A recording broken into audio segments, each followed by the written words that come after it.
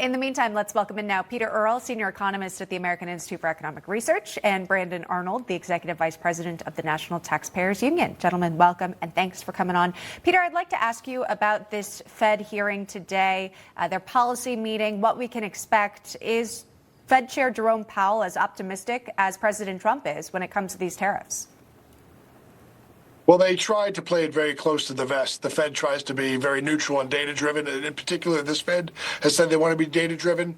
They're in a little bit of a tight spot right now because inflation, at least according to the past few numbers we've seen, is not where they want it to be yet. So it would seem a little premature to lower rates. But we've seen some weakness in consumption, and we've seen some weakness in the labor market, so that would be a reason to lower rates.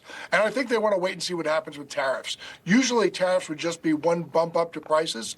It wouldn't be like inflation where it's rising over time. But even so, that's going to complicate the Fed's job by making it more difficult for them to target, the growth of the money supply and prices. So I think they're going to, kind of play close to the vest and really wait to see what happens in the days after the April 2nd introduction of tariffs. Well, you talk about the labor market. So I wanted to talk about that.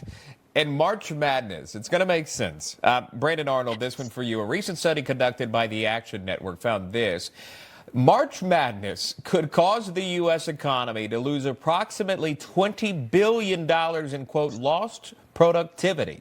The survey uncovered that 40% of the participants admitted to doing this, calling in sick to watch the NCAA basketball tournament, and that according to the Bureau of Labor data obtained by the Action Network, the average worker watching March Madness cost the U.S. economy an estimated $1,800. What are your thoughts on this? March Madness impacting that tournament, impacting the economy, Brad? Yeah, I think this is a blip, of course, but, March Madness is the greatest time of the year. I love watching it myself.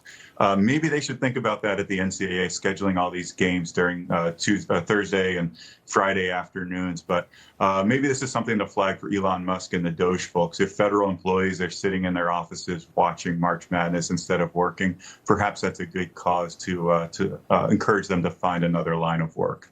Yeah, those employees citing fake news, sports enthusiasts. Yeah. I disagree with that one, right? Couldn't be us.